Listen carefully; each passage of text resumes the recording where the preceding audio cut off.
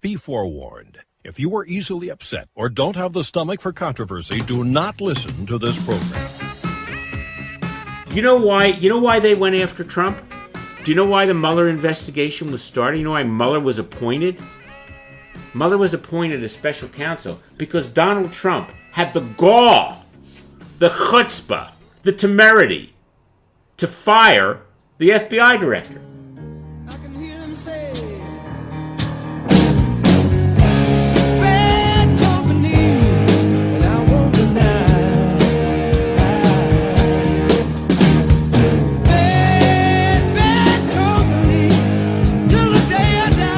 Hey, this is The Decline and Fall of America, formerly known as The Jim Greenfield Show, starring Jim Greenfield, star of The Decline and Fall of America, and my sidekick and producer, Stuart Rice, formerly known as Stuart White. Yep. Should I make that joke every episode? It's better when you switch it up. I think it's not funnier, but I think it just adds a little more. Okay, formerly known as Stuart Wheat. That's it. Quote of the day. You say you are my friend, but when I was down, you just stood there grinning. You recognize it? Is that a Leonard Cohen? Bob Dylan. Close enough. This same guy just once came. You say you are my friend, but when I was down, you just stood there grinning. And then something about you just want to be on the side that's winning. Rhymes with grinning. Oh, he's quite the wordsmith. But can he rhyme turpitude? Turpitude. Moral turpitude. That was what I was trying to say. Yes. This is Rush Limbaugh with talent on loan from God. Actually, it's Jim Greenfield with talent not on loan from God. It's a gift. Let's see, I did the quote of the day. Yeah, you should do your check down list. So now... So you wanted to continue to talk about how Trump is not draining the swamp. Not even close. Nope. Forget that then. No, it's not even close to draining the swamp. Oh, I see, okay. I mean, look, Trump did some good things. He cut taxes. He cut some regulations. That's good. That's kind of tinkering around the edges of the problem. Mm-hmm. That's good. And his foreign policy's been pretty good overall. But draining the swamp, I mean, the problem is so much bigger than a handful of corrupt officials at the top of the Department of Justice and the FBI. The problem is the existence of this huge, unconstitutional government bureaucracy that has its tentacles reaching out into every aspect of our lives. And nobody's doing anything about that. And nobody's going to do anything about that. Well, I mean, at they this can't. point, what can you do? It would take a revolution. Right. And Americans are not going to get off their butts in front of their TVs and their cell phones and start a revolution. Especially not with Game of Thrones coming up again. Yeah, I don't know from Game of Thrones. I always hear everybody talking about Game of Thrones. Good. No, last time I watched a series was The Shield. Oh, right. Michael Chiklis. Yeah, the bald That was guy. great. Yeah. Really into bald guys? Like you're a bald guy? I'm you not hired really. a bald guy? I think that's just coincidental. Although, bald guys do have more testosterone. I've heard that. Also, I think their brains, the reason we don't have as much hair is because our brains are working overtime. Some bald guy created that idea. So, you throw me off track here now. That's my job, isn't it? So, draining the swamp. Yes. So, now, what I want to say is that what happened, this attempted coup, the conspiracy to overthrow the election of 2016 and install as president not the person who was chosen through our constitutional system with the Electoral College and through voting and the people choosing in our democracy or republic, whatever we want to call it. Which every time that we have an election, everybody hates that. Mid-sentence. Sorry. What? I'm sorry. Go ahead. Everybody, while I get my interruption bell out, I forgot the interruption bell. I'm actually. No, I know you're not really interrupting. But I'm going to have to remember what I was saying. But anyway, go ahead. All right. So it's the Electoral College. Everybody hates it, but everybody hates it when they lose. Otherwise, they love it. Of course. That's always how it goes. Goes without saying. Yeah. So the point is that this conspiracy, which you all know about, so I'm not going to talk about it. The conspiracy of these high-level Justice Department officials and the intelligence, the so-called intelligence community. We have an intelligence community, which is we have all these intelligence agencies. Not enough. We can't have just one. We have the CIA and the Department of Homeland Security and the NSA, the National Security Council. national security advisor and the FBI, and this is the intelligence community. Well, the leaders of the quote-unquote intelligence community decided that the American people had made a mistake in 2016 and we couldn't have a man like Donald Trump as president, and therefore they knew better, and therefore they were going to substitute their judgment for ours, and we had an attempted coup d'etat, which is now pretty much over. Now that the Mueller report has been released and Trump has been found basically not guilty of colluding with the Russians, and now that William Barr is the Attorney General of the United States and is kicking ass. So, but my point is that we have to ask the question, why did this happen? How did this happen? And I would argue that it couldn't have happened 100 years ago because the apparatus wasn't there. You know, you've got tens of thousands, maybe hundreds of thousands of people working in these agencies. And I talked about in the last segment, the last episode, I guess I should say, I talked about, we got 80,000 IRS agents, 35,000 FBI agents, 87,000 in the Treasury Department, 113,000, more than that, in the Department of Justice, 229,000 in the Homeland Security Department, not the deposit. You've got hundreds of thousands of these bureaucrats sitting in Washington with nothing to do. They got too much time on their hands. And so they get politically corrupted. And they are a power unto themselves. Nobody controls them. They're unaccountable. The federal bureaucracy is largely unaccountable. Congress has created these agencies, delegated all kinds of power to them. And who's going to control them? I mean, imagine this. You know why they went after Trump? Do you know why the Mueller investigation was started? You know why Mueller was appointed? Mueller was appointed as special counsel because Donald Trump had the gall, the chutzpah, the temerity to fire the FBI director. Now, the FBI director is an unelected official appointed by the president who was elected by us. Right. And he dared to fire Jim Comey. And Comey's buddies weren't happy about it. How dare you fire Jim Comey? Well, because they had an interleague basketball competition, and you know how tall Comey is. He's like 7'9". That's it. That's your theory. That's the real conspiracy. So they were pissed off that Comey couldn't be on the team anymore. That's obviously it. Actually, you know what? Comey never played basketball. Is that right? Yeah, he admitted that he had a character flaw. One time he admitted that he had a character flaw, which was that people would ask him if he played basketball, and he would say yes, but he never actually did. Interesting. Yeah, I think. Well, did the FBI ask him? Because then lying to the FBI. No, it's lying from the FBI. That's okay. Okay, I see. So anyway, so Trump dared to fire one of the old boys.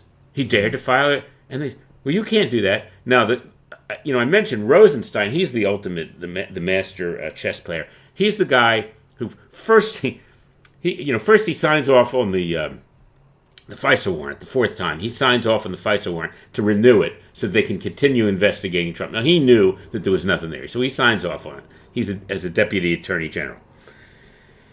After Jeff Sessions recuses himself. Now, why did Jeff Sessions recuse himself? Jeff Sessions is named by Trump to be the attorney general, and a few days after he's named, he recuses himself. Why did he recuse himself? Because Rosenstein told him to.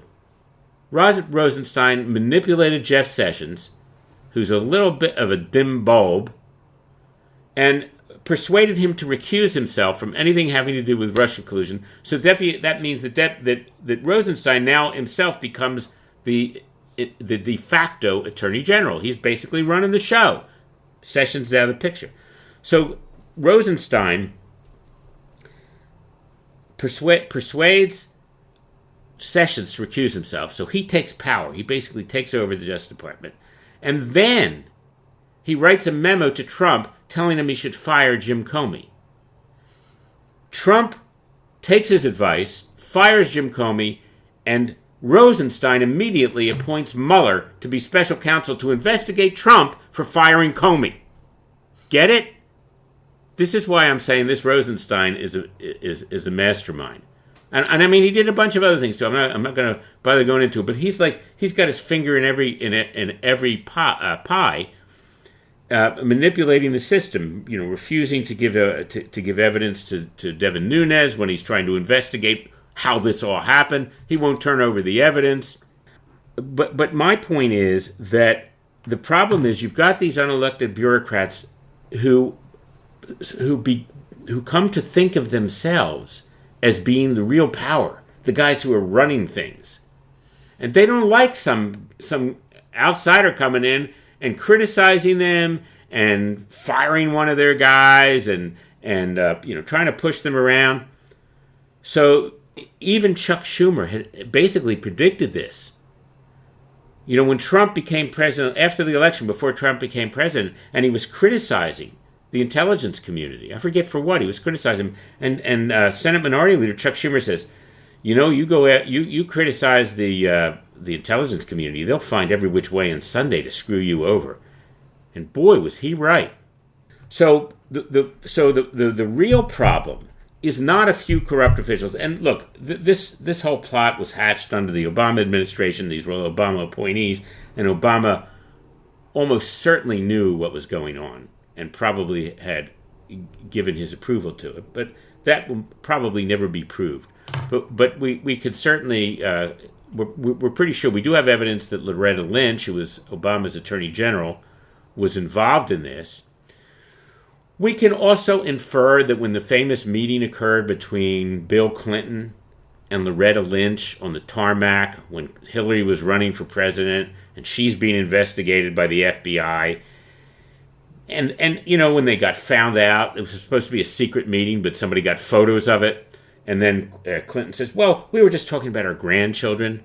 You can be pretty damn sure that what the conversation was more about, and I can't prove this, I'm speculating, but I know, you know, knowing Bill Clinton, I'm pretty sure he said, well, how you like your job as Attorney General, Loretta? How you like being Attorney General? Oh, I like it a lot. Well, you know, I'm sure Hillary would really love to keep you on if she becomes president. You know, that's the way the conversation goes. Nothing illegal. Right. Just small talk, right? So she's involved in this. You know, we know that the Peter Strzok and Lisa Page had run this by Loretta Lynch. So you've got this conspiracy of high-level government officials trying to overthrow an election. And my point is that this wouldn't happen. It couldn't happen, except that these people have too damn much power. And I'm going to ask a question that nobody else has ever dared to ask. And if I asked it, if I raise this in mainstream media or even on Fox News, they'd think I was a kook. Probably think so anyway. Do we need an FBI? Like I said in the last episode, we didn't have an FBI between 1789 and 1908. So that's 119 years that our country somehow managed to survive without a federal Bureau of Investigation. Why? Because we didn't have so many laws.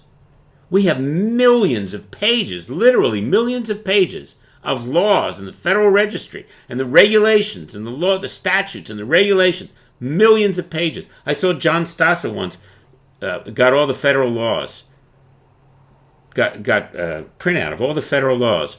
And put him in his TV studio, and it was like filling the room. Mm-hmm.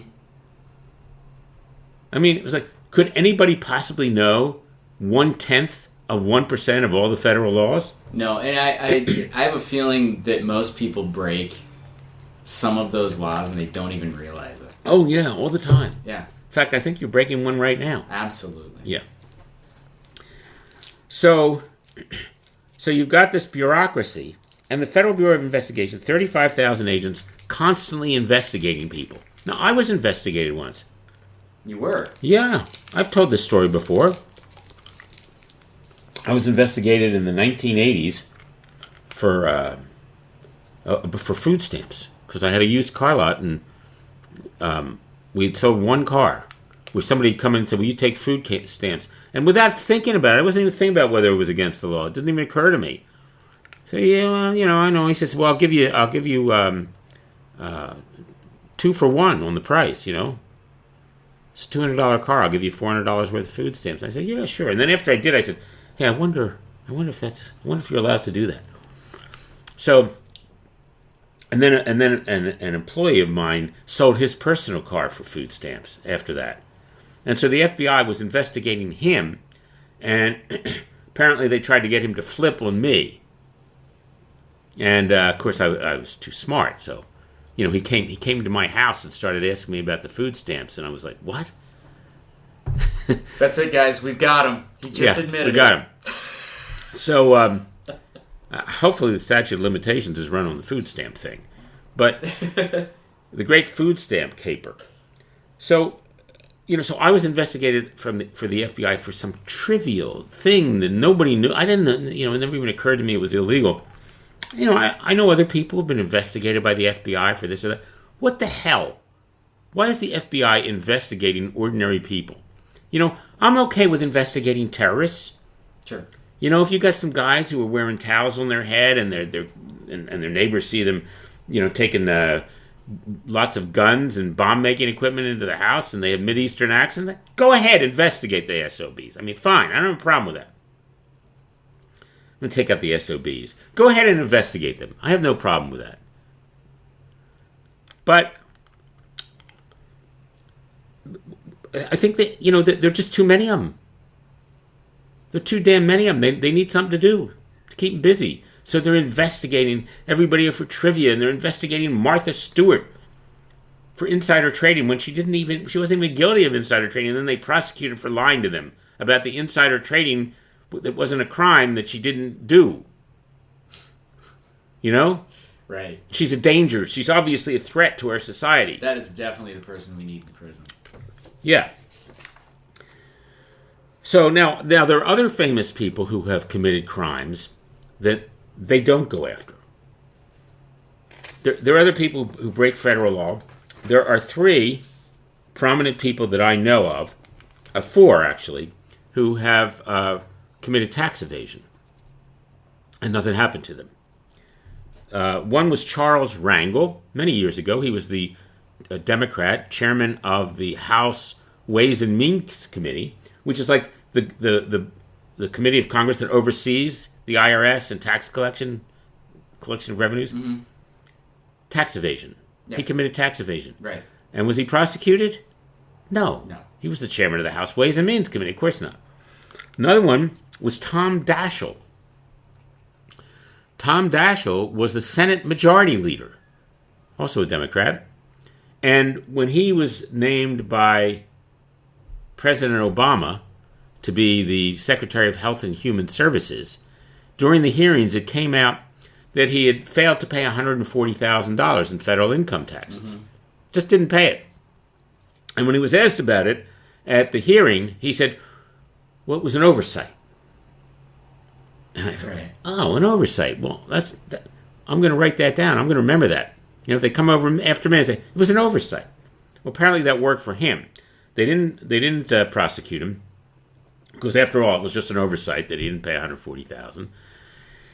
And, of course, he didn't get to be HHS secretary. It knocked him out from that. And then there was one other fella who you would think might know a little bit about the tax laws and how they work. His name was Timothy Geithner.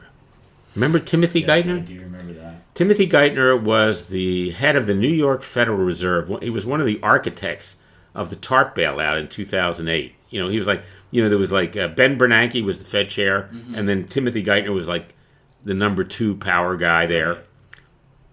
So when he was nominated by Obama to be Secretary of the Treasury, which, of course, the IRS is part of the Treasury Department. Sure. He's named Secretary of the Treasury.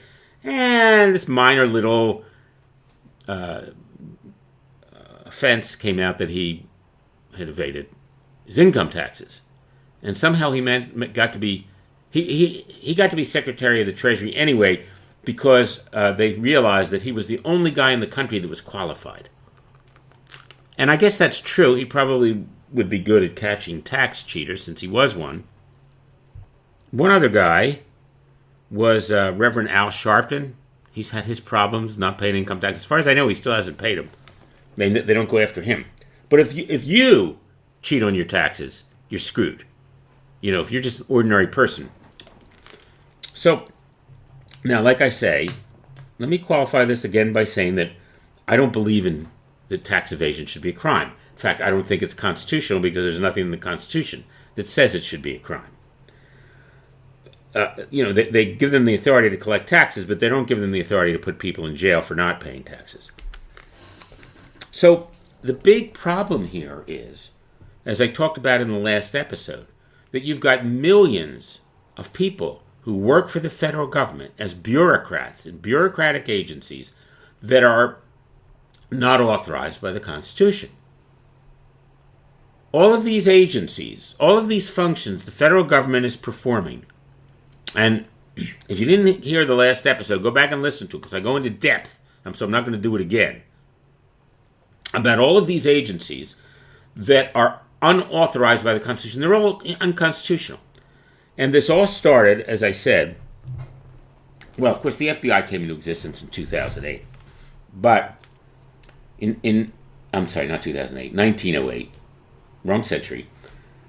1913, and I mentioned this in the last episode. Right. In 1913, we basically set in motion creating the infrastructure to overthrow the Constitution of the United States. So, the 16th Amendment was passed in 1913, and by the way, I won't go into this because I've talked about it in the past. Right. So we're debating in Congress about the 16th Amendment. Well, why do we need an income tax? Because the Constitution, the original constitutional plan, did not include an income tax. There was no income tax, and when Congress had tried to pass it to create an income tax in 1895, the United States Supreme Court struck it down, said it's unconstitutional. Right. You're not authorized to have a tax. No direct taxes, it says. You can only have indirect taxes, which basically means the Constitution allowed them to have taxes on goods and services, but not on people. Mm-hmm. And the reason was that the Founding Fathers believed that an income tax, I saw some of them, Jefferson and some of the others that said, it's inquisitorial. That was the expression they used. An income tax is inquisitorial, so we're not going to have it. It's too oppressive. Inquisitorial means think Spanish Inquisition. It means authority, a powerful authority, questioning people and then punishing them if they don't like the answers. Right. Okay? That's why they didn't want an income tax. Well, of course, today we have it, and it is inquisitorial. We all know that. You got to fill out these elaborate forms. Some of us have to spend days compiling all the information, which can then be used against us. Right. A note, for example, that there are certain members of a certain party in Congress who are now trying to get the tax returns of President Trump.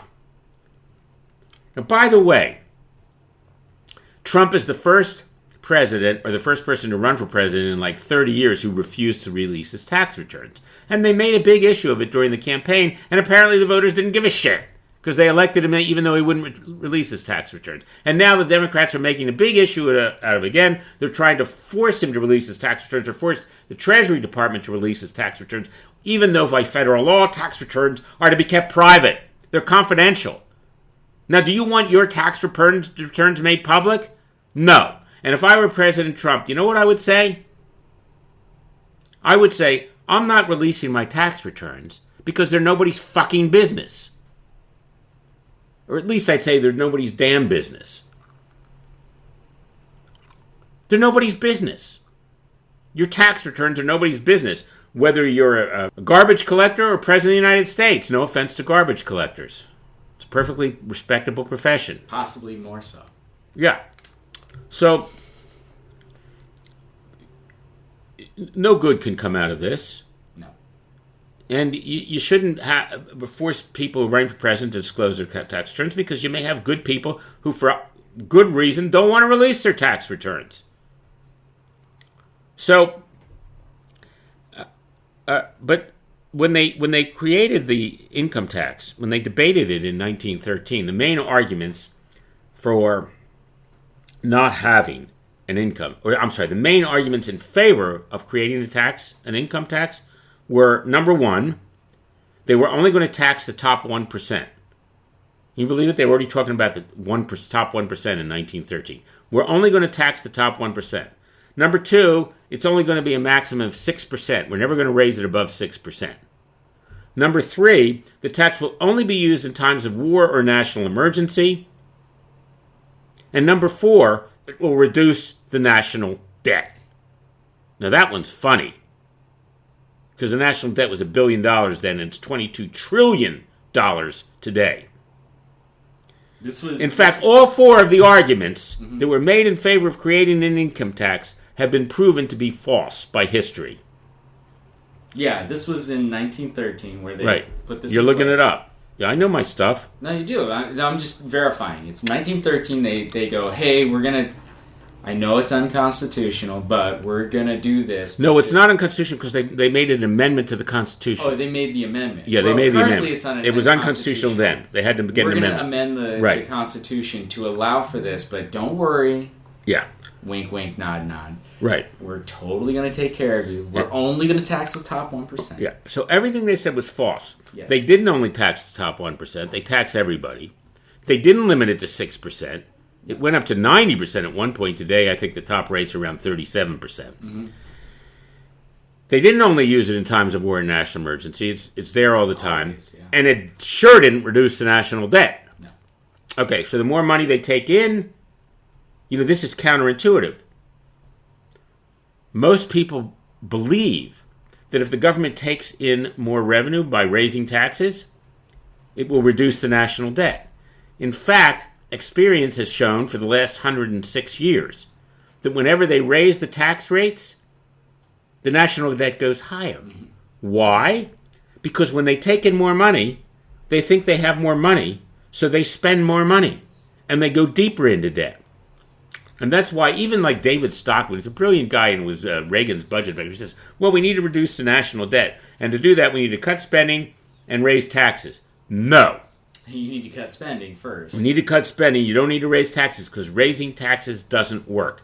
It just slows economic growth and revenues don't go up. But the main point is that by creating an income tax, it made available, in those days, billions of dollars to the federal government. Today, it makes trillions. The federal government takes about $4 trillion. No, it doesn't take in $4 trillion. It spends $4 trillion. It spends about 4.3 trillion, and they're taking in about $3.5 trillion. So that it makes trillions and trillions of dollars available to the federal government. And that's what's permitted the government to create this monster bureaucracy that harasses our people and eats out our substance. And not only that, but every once in a while it engages in a coup d'etat to overthrow the President of the United States. That's where it comes from. It's the tax. And then, as if that wasn't enough, they said, well, we got an income tax. Let's also, same year, 1913, a year that will live in infamy, they created the Federal Reserve System. Mm-hmm. Now, what's the significance of the Federal Reserve System? The Federal Reserve is a central bank which nobody understands. I mean, I've studied it. I still don't understand it, how they work. Yeah. They work in secrecy, largely in secrecy. And they're able to create money. Somehow, magically, they create money. Now, before we had a Federal Reserve System, the federal government had money from tax revenues, and all the money was based on a gold standard. We had a gold standard, so all the paper cash was backed by gold. So if you had $20 in cash, you could go down to the Treasury and get an ounce of gold. So we had a gold standard. Now they create the Federal Reserve Bank, and its powers were limited to start, but its powers have expanded ever since. And the Federal Reserve basically props up, supports, and incentivizes politicians who take us deeper into debt. They make it much easier for the politicians to take it to create debt. How do they do that? Well, think about it. In 2008, we all know we had a crash. The stock market crashed. The financial system almost came tumbling down. I won't say collapsed because there would have been some banks that would have survived, but Sure. a lot of the big ones were on the brink of collapsing. The biggest banks, Wells Fargo, Bank of America, J.P. Morgan, Goldman Sachs, and so forth. So the government steps in to bail them out. Now the federal and Obama comes into power, and he implements all these anti-business policies. He raises taxes. He creates Obamacare. He expands environmental regulations. He won't let oil companies drill offshore and on federal lands. He does all these things that are damaging to the economy. Okay, and he's borrowing money at record rates under the Obama administration from 2009 to 2017. The federal debt doubled national debt doubled from $10 trillion to $20 trillion. So in other words, Obama added $10 trillion to the amount of money the federal government had borrowed, right? And he spent it on all these bureaucratic programs that didn't do any good. I mean, $1 trillion of it disappeared into something called the stimulus program, and nobody knows where the money went. Yes. Okay? And he, was hostile to business, raising taxes and forcing them to adopt Obamacare and all these regulations. And he slowed the economy. Economic growth for the 8 years of Obama averaged only 1.8% GDP growth per year.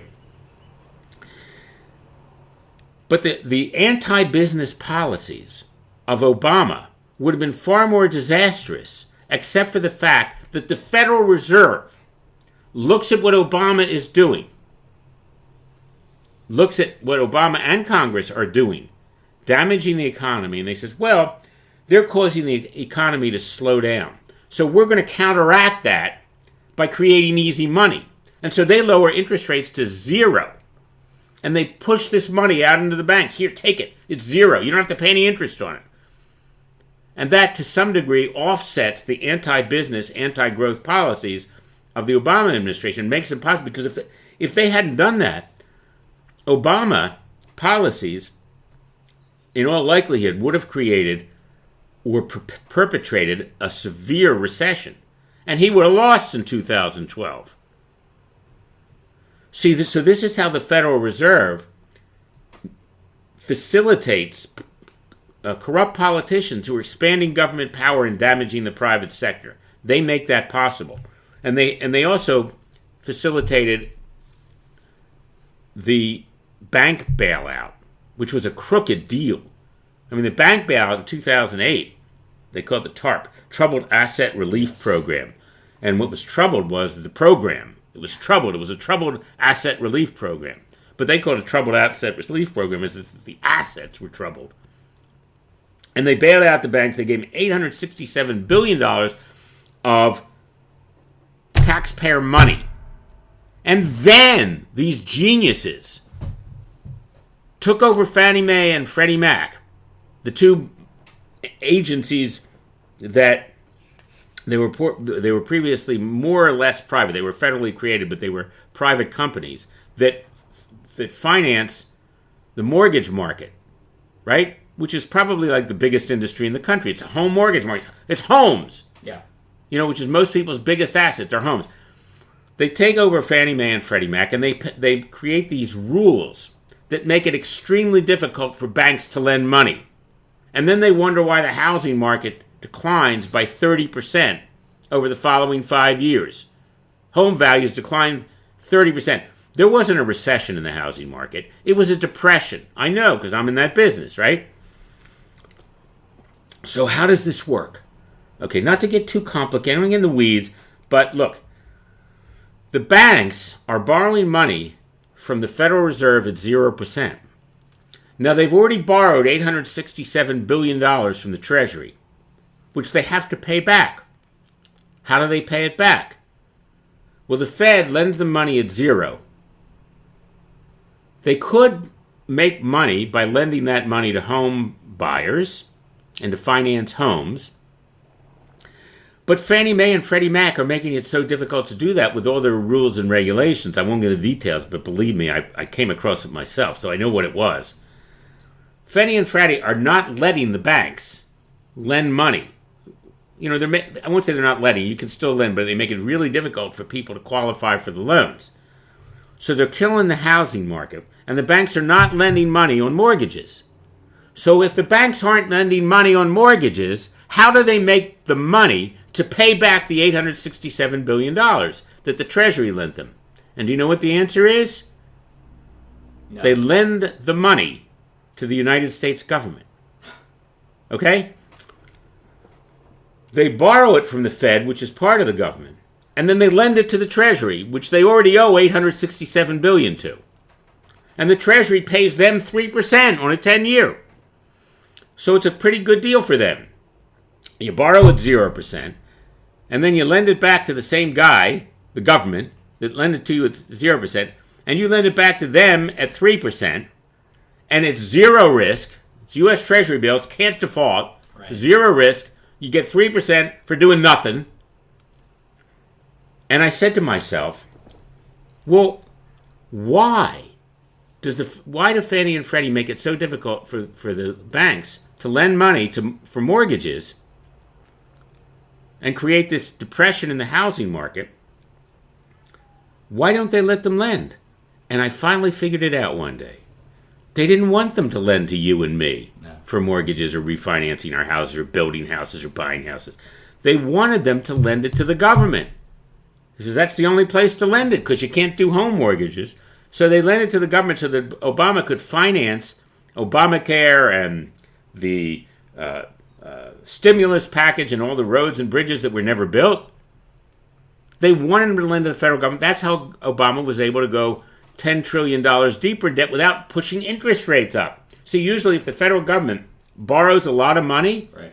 it's law of supply and demand. When you borrow money, the price of money is interest rates. So that normally that would push the interest rates up, but it didn't.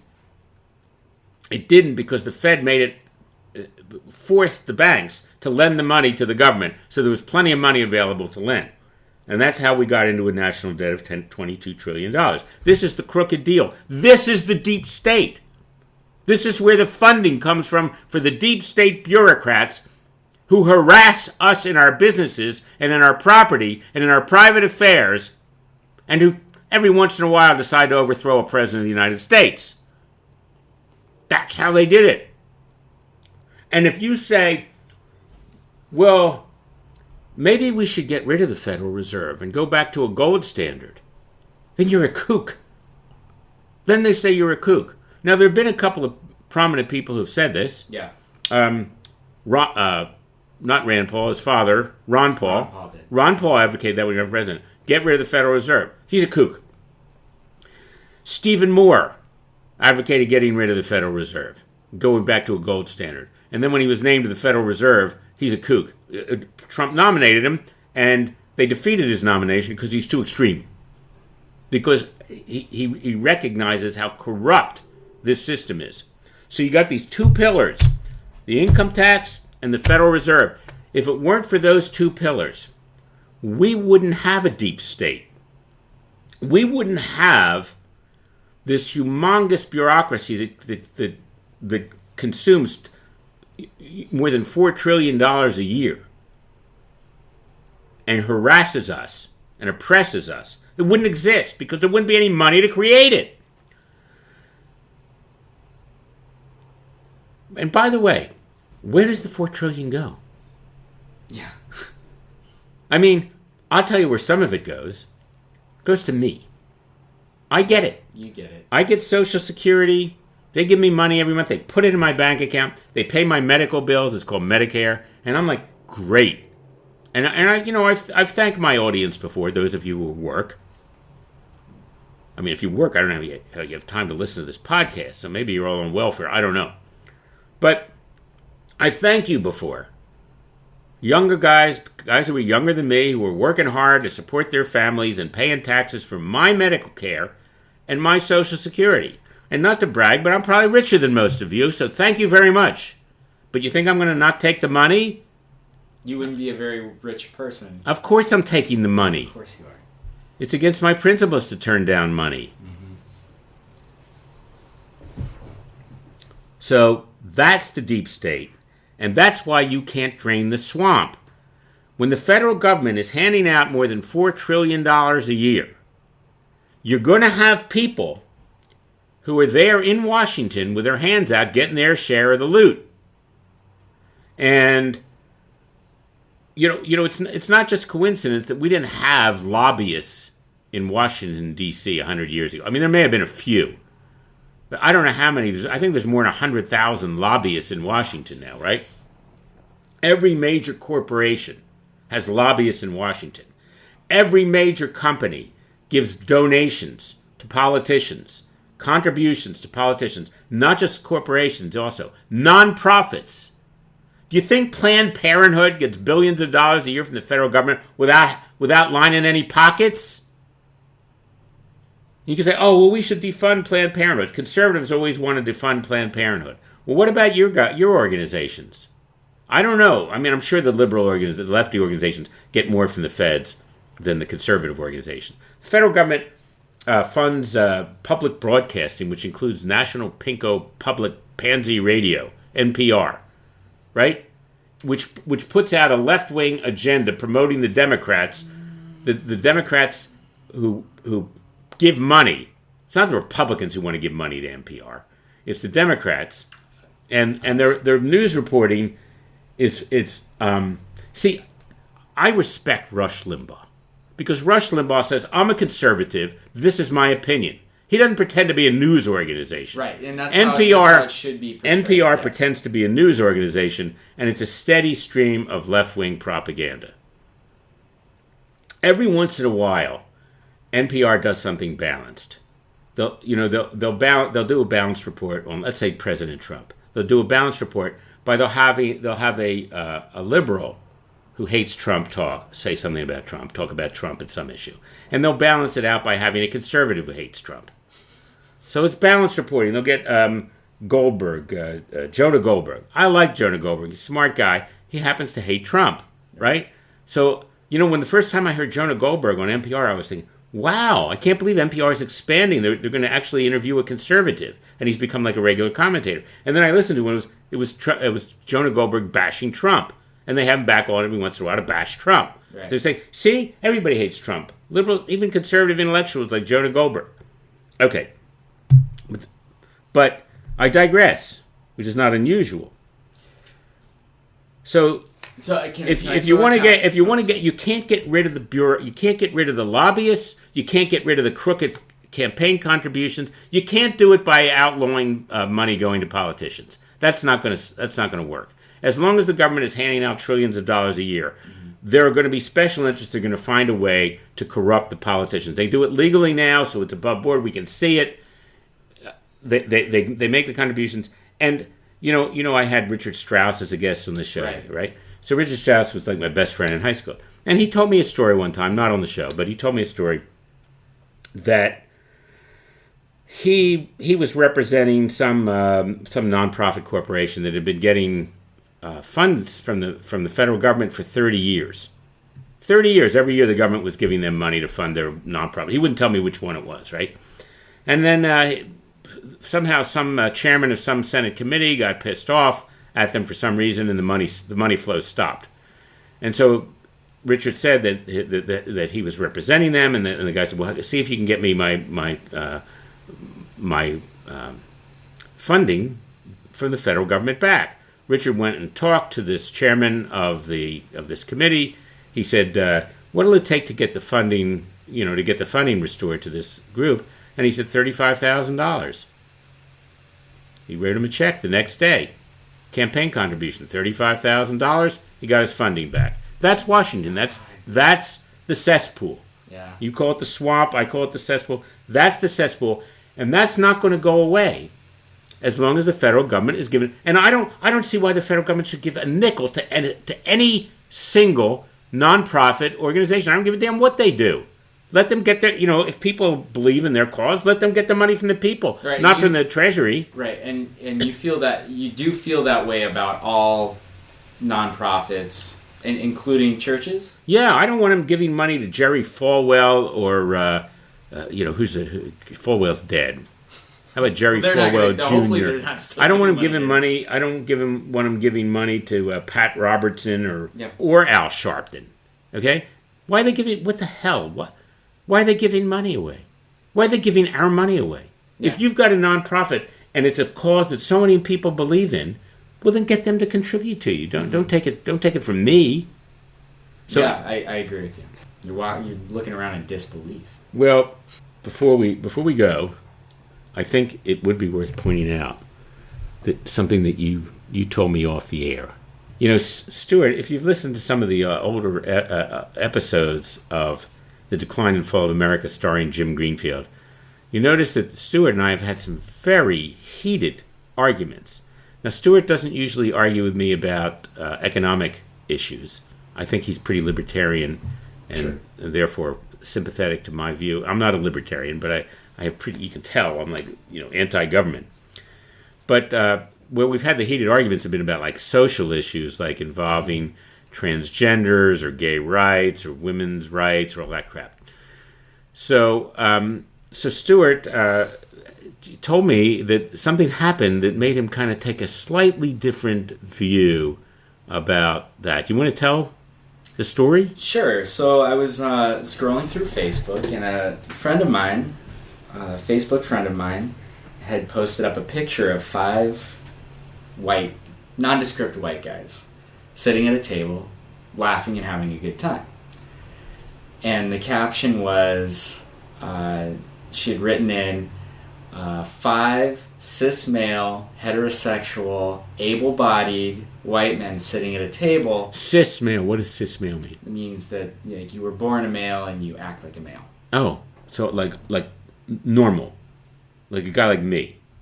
Yes. Yeah, I consider myself normal, at least in that respect. Anyway, go ahead. Right. So, you put up, what you would call this group of people. And, of course, you go down the list, and it's, it was horrific. It was like, I don't remember any of them, but they were derogatory comments about these 5 white, nondescript white guys sitting at a table. Oh, so people on Twitter were making derogatory comments about them because they were white heterosexuals. Able-bodied people. Yes. Okay. So, go down the list, and I'm seeing like all these really just mean. They're mean, and I somewhat get it. It's the punch up. I get it, but the problem with it is it's 5 nondescript white people. It's not a punch up. It's a generalization, which is, to me, a generalization is a bad thing anywhere. So was it like mean comments like about their appearances or something like that? It was personal? It wasn't personal. That's the whole point. Okay. These were just 5 white guys sitting at a table. So it was, for me, I wasn't the only white guy that mentioned this. It was, hey, this seems like a bad tactic to take because you have some friends that are cis, male, white, heterosexual, able-bodied people. And you're one. I'm one, and I'm a huge proponent for that.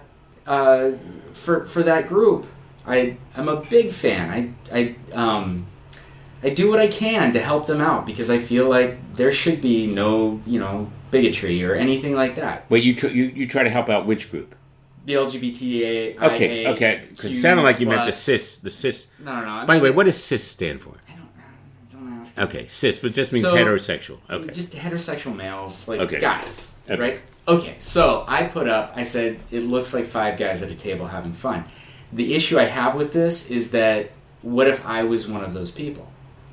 And this person, who I'm a friend with, supposedly, says, if you were sitting at that table, I'd hate you just the same. Okay, and this was a transgender guy. Yeah, this is someone who has transitioned from a male to a female. Okay, transgender, but she is a friend of yours. Yeah. And she made the comment. She started this whole thread, and she was saying that she would hate you if you were Yeah. sitting at that table. she would be fearful of me if I was sitting at that table. Why? I don't know. Okay. That was the whole thing. My reply back was, okay, but if that was 5 black men sitting at a table and you made that comment, that wouldn't be okay. If that was 5 transgender people sitting at that table, that would not be an okay thing to say. Right. But this is all okay because you're generalizing just a group, which is, by the way, exactly the tactics that they used against black people and they used against everybody. Exactly. This is a horrific thing you're doing. Do you remember any of the kinds of comments to give us a sense of a sample of the kind of comments they were making about these I'd people? have to look it up. But it was like racist comments about them? They were like racist comments towards these white guys. So my point was, look, if there are people at that table you want to make fun of the people at the table. That's a punch up. What you're doing right now is not. And I got shouted down. I was shocked. And it was like, people were saying things that I have stood next to at events for this group. They were saying things to me that were about you. About me. Now you become the target. I was the target at this point. How I am so privileged and what a piece of crap I was. And I was like, oh my gosh. And so what it did for me was it really highlighted why Trump is probably going to win again. I mean, without a doubt, will win again. He will. But now, did you react like, did you take it personally? Did you feel like the same that you might feel if you were in a room with a bunch of people who were insulting you to your face? Did you feel that way in receiving that, or did you say, it's just a bunch of idiots on Twitter? Well, because they're friends of mine. They're people you know. They're people I know, so it is very much like... It's personal. It's personal, and... Just not personal, just business. Yeah, it was really kind of an odd situation to be in, and it gave me pause. It's like, how can I support a group that hates me? It's very difficult. And that's the thing they were not clicking, is that there were 5 other white guys that were like, this isn't cool. And they don't know anything about these guys. They may all be sympathetic to transgender rights and all that crap. Exactly. Well, somebody actually identified all 5 of the people.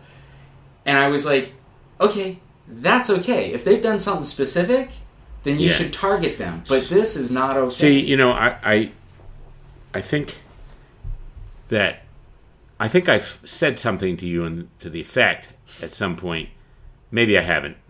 But the idea that when these wackos, and I know you don't think they're wackos, but to me they're wackos. Well, to be fair, when they come for us, when they come to put the white heterosexual privileged men in concentration camps, which they will call re-education camps. But if they get power, they will come for us. And when they do, guys like you who are sympathetic to their cause and left-leaning, you'll be the last ones to be put in the concentration camps. But you will end up there because you are a white guy and you've benefited from white privilege and you're exuding toxic masculinity. It's disgusting. And they're going to get you. Yes. Now, you express sympathy for them, and to me it would be like, okay, so maybe there were a few Jews who joined the Nazi Party in Germany, and they were the last ones into the gas chambers, but they did end up there. Yeah. So, I know you're not supposed to use the Nazi analogy, but it's just an analogy. Whatever. So, anyway. I think everybody can hate Nazis. But I mean, what do you think? Did that change how you view the whole thing and suddenly realize that you're being forced to identify as a hetero white male? Even though you don't really particularly want to do that, I mean, how did it affect you? Here's how it affected me. It made me realize that that movement needs to kind of it's still in a healing process, and it's very difficult because their anger is so strong, and it is based on things that happened long ago, and I'm not saying let's forget those things that happened long ago, but let's not repeat those things. Does that make sense? I feel like they're just trying to your point, just reverse what happened 200 years ago. Oh, I see. And that's not what should be the target. The target, if we're talking about equality, it should be equality. Yeah, no. And forget equality. Yeah, I did not do those things 200 years ago. It doesn't matter. Do I think that those things happened, and do I think that those things should be, and this is another topic. Yeah, we don't have time to go into another topic. No, but we reparations for those types of things? Possibly. I don't see anything wrong with that. If I committed murder 20 years ago, I'm still on. Well, I had a reaction similar to you to the whole reparations thing. I said, well, wait a minute. You want reparations because you say the ancestors of white people enslaved the ancestors of black people today. The ancestors of modern white people enslaved the ancestors of modern black people, and therefore white people should pay reparations in order to compensate the black people who are the descendants of those slaves. And I say, well, yeah, except I don't really think that's that fair, because when your ancestors were being enslaved, my ancestors were in Russia and Ukraine being the victims of pogroms. So instead of me having to pay compensation, I think I should get some reparations too if we can get them from the Russians, right? The Ukrainians. You're not wrong, and which to me just kind of is reductio ad absurdum, and it points out the absurdity of that argument. But I'll tell you this, and I'll let you respond. But yeah. This didn't really come into focus to me until the Brett Kavanaugh hearings. During the Brett Kavanaugh hearings, I heard these kinds of, to me, insane, wacky arguments being made about white privilege and male toxicity and this is how privileged white men behave, and when they're 17 they sexually assault drunken teenage girls, or whatever they were saying about him. And it became not just about him, but they were making it about white men, heterosexual white men. And that's when I realized we got targets on our backs. Yeah. Now, these people are still a minority, but they're growing very fast, and I think they're dangerous. These are the kind of ideological fanatics who do put people into concentration camps. I'm not... If they get power, it's going to be ugly. And that's the problem, is that if you're seeking power, you're probably not the right person to be in the position. It's an irony, isn't it? It is. Of democracy. Yeah. Well, anyway, I would say at this point, unless you got something else you want to say, thus, another exciting edition of The Decline and Fall of America, starring Jim Greenfield with my sidekick, Stuart Rice, is coming to a conclusion. This is Jim Greenfield offering simple solutions to complex problems. You're welcome for listening to another brilliant installment of The Decline and Fall of America, starring Jim Greenfield, formerly known as The Jim Greenfield Show. If you have a topic you would like Jim to talk about, or if you think Jim is brilliant and want to cheer him on, or you think Jim is an idiot that doesn't know what he's talking about, send an email to jimgreenfieldshowpodcast@gmail.com. Follow the show on Facebook at Decline and Fall of America, or on Twitter at JGS Podcast, or you can call and leave a message for Jim at 503-512-0811, and your message will likely get played on the show. And now, our beautiful outro music, the Ode to Jim. 14 years on the radio, Jim Greenfield served humanity. His bosses fired him 7 times. They said he's no Sean Hannity. Greenfield tried to stay out of trouble and be discreet as best he could. He claims the reason he got canned behind the mic, he's just too good. Jim's enemies tried to silence him in panic and hysterica, 'cause Jim Greenfield blames them for the decline and fall of